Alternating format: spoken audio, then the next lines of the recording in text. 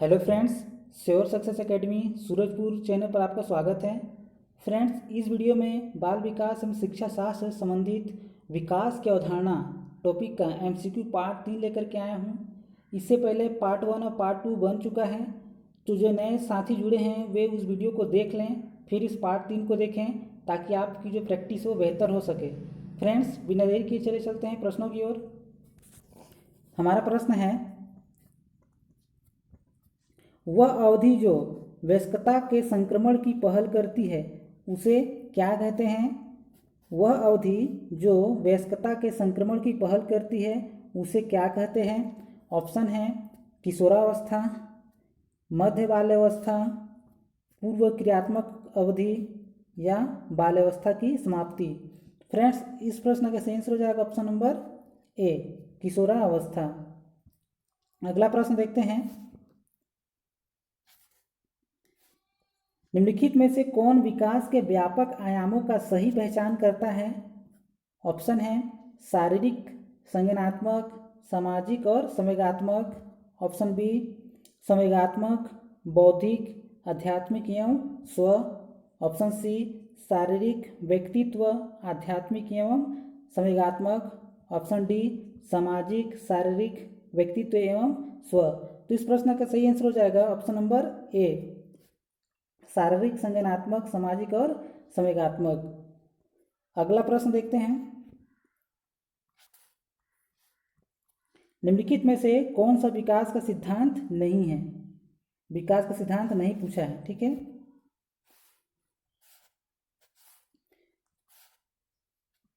Option है व्यक्ति अलग अलग गति से विकास करते हैं, बी विकास तुलनात्मक रूप से क्रमिक होता है, सी विकास समय के साथ साथ धीरे धीरे क्या होता है, घटित होता है। ऑप्शन डी विकास की सटीक गति एवं प्रकृति जन्म के समय ही निर्धारित होता है।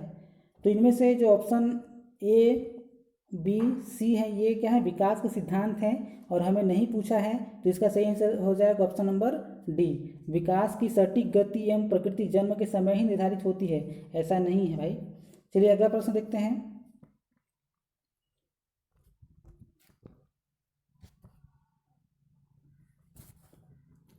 निम्नलिखित कथनों में से कौन सा विकास एवं अधिगम के बीच संबंध को सही तरीके से सूचित करता है?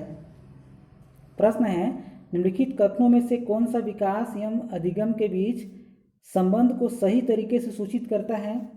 ऑप्शन देखते हैं, ए विकास एवं अधिगम संबंधित नहीं है। ऑप्शन बी अधिगम विकास का ध्यान दिए बिना घटित होता है। ऑप्शन सी अधिगम की दर विकास की दर से काफ़ी अधिक होती है। ऑप्शन डी विकास एवं अधिगम अंतर संबंधित और अंतर निर्भर होते हैं। तो इसका सही आंसर हो जाएगा ऑप्शन नंबर डी, जो विकास एवं अधिगम अंतर संबंधित और अंतर निर्भर होते हैं। अगला प्रश्न है, बाल्यावस्था की अवधारणा से क्या अभिप्राय है? ऑप्शन है ए यह विभिन्न सांस्कृतिक संदर्भों में सार्वभौम रूप से समान है। ऑप्शन बी समकालीन सामाजिक संरचनावादी मनोवैज्ञानिकों के अनुसार यह एक सामाजिक संरचना है। ऑप्शन सी यह है कि बच्चे दुष्ट रूप में पैदा होते हैं और उन्हें सभ्य बनाना है। ऑप्शन डी यह कि बच्चे शून्य से शुरुआत करते हैं और उनके गुण पूरी तरह से परिवेश के द्वारा निर्धारित किए जाते हैं। तो इस प्रश्न का सही आंसर हो जाएगा ऑप्शन नंबर बी, जो बाल्यावस्था है वह समकालीन सामाजिक संरचनावादी मनोवैज्ञानिकों के अनुसार यह एक सामाजिक संरचना है, ठीक है। ऑप्शन नंबर बी इसका सही आंसर हो जाएगा। अगला प्रश्न की ओर चलते हैं, निम्नलिखित में से कौन सी मध्य बाल्यावस्था की विशेषता है? ऑप्शन है ए शारीरिक वृद्धि एवं विकास बहुत तेज गति से होता है, बी अमूर्त रूप से सोचने तथा वैज्ञानिक तर्क का प्रयोग करने की योग्यता विकसित होती है। ऑप्शन सी बच्चे तार्किक एवं मूर्त रूप से सोचना प्रारंभ कर देते हैं। ऑप्शन डी अधिगम मुख्य रूप से संवेदी एवं चालक गतिविधि द्वारा घटित होता है। इस प्रश्न का सही आंसर हो जाएगा ऑप्शन नंबर सी, बच्चे तार्किक एवं मूर्त रूप से सोचना प्रारंभ कर देते हैं। अगला प्रश्न है, विकास की किस अवस्था को कोल तथा ब्रूस ने संवेगात्मक विकास का अनोखा काल कहा है? प्रश्न है, विकास की किस अवस्था को कोल तथा ब्रूस ने संवेगात्मक विकास का अनोखा काल कहा है? ऑप्शन है ए बाल्यावस्था, बी शैशवावस्था, सी किशोरावस्था और डी प्रौढ़ावस्था। तो इस प्रश्न का सही आंसर हो जाएगा ऑप्शन नंबर ए बाल्यावस्था। ठीक है, नेक्स्ट प्रश्न की ओर चलते हैं। प्रश्न है, पाठ्य सहगामी क्रियाएं मुख्यतः संबंधित हैं छात्रों के सर्वांगीण विकास से, शैक्षिक संस्थानों के विकास से, छात्रों के मानसिक विकास से या छात्रों के वृत्तिक विकास से। इस प्रश्न का सही आंसर हो जाएगा ऑप्शन नंबर ए छात्रों के सर्वांगीण विकास से। अगला प्रश्न है, निम्न में से कौन सा कथन सत्य नहीं है? ऑप्शन है, सीखना व्यवहार में परिवर्तन की एक प्रक्रिया है। ऑप्शन बी, शिक्षा एक लक्ष्य उन्मुख प्रक्रिया है। ऑप्शन सी, विकास एक मात्रात्मक प्रक्रिया है। ऑप्शन डी, वृद्धि एक जैविक प्रक्रिया है। तो इस प्रश्न का सही आंसर हो जाएगा ऑप्शन नंबर सी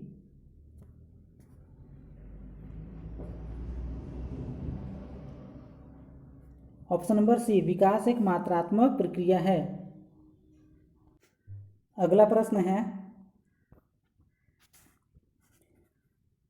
बाल्यावस्था की अवधि में विकास धीमी गति से होता है एवं उनसे नापा नहीं जा सकता।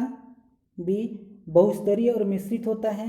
सी, केवल परिमाणात्मक परिवर्तन होते हैं।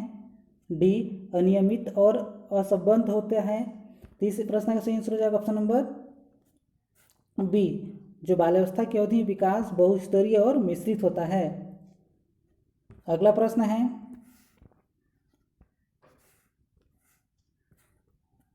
विकास के विषय में लिखित में से कौन सा कथन सही है? विकास के विषय में निम्नलिखित में से कौन सा कथन सही है? ऑप्शन है ए, बच्चों के विकास में बहुत ही सांस्कृतिक विविधताएं होती हैं। ऑप्शन बी, संसार में सभी बच्चों का विकास एक ही क्रम में और सुनिश्चित समय से होता है। ऑप्शन सी, विकास सुरुचिपूर्ण सुव्यवस्थित समूह की अवस्था में पूर्व निश्चित अनुवांशिक घटकों के कारण होता है। ऑप्शन डी, विकास एक सरल और एक दिशीय प्रक्रिया है। तो इस प्रश्न का सही आंसर जाएगा ऑप्शन नंबर बी, संसार में सभी बच्चों का विकास एक ही क्रम में और सुनिश्चित समय में होता है। अगला प्रश्न है,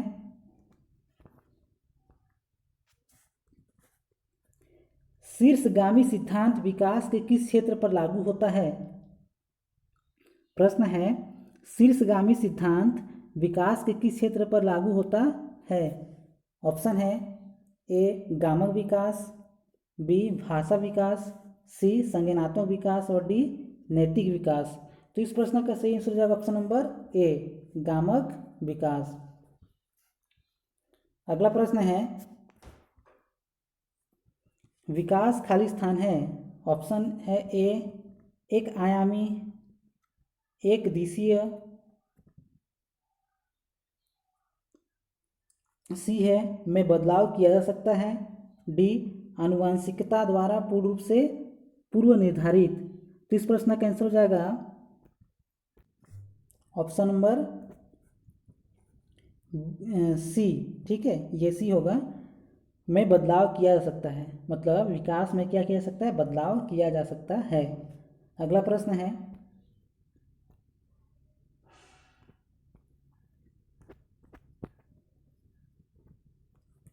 विकास के किस क्षेत्र का संबंध बौद्धिक सामर्थ्य जैसे कि ध्यान, स्मृति, समस्या समाधान, कल्पना और रचना करने से है? प्रश्न है, विकास के किस क्षेत्र का संबंध बौद्धिक सामर्थ्य जैसे कि ध्यान, स्मृति, समस्या समाधान, कल्पना और रचना करने से है। ऑप्शन है ए संवेगात्मक क्षेत्र, बी संज्ञानात्मक क्षेत्र, सी सामाजिक क्षेत्र या डी शारीरिक क्षेत्र। तो इस प्रश्न का सही आंसर हो जाएगा ऑप्शन नंबर बी संज्ञानात्मक क्षेत्र। फ्रेंड्स,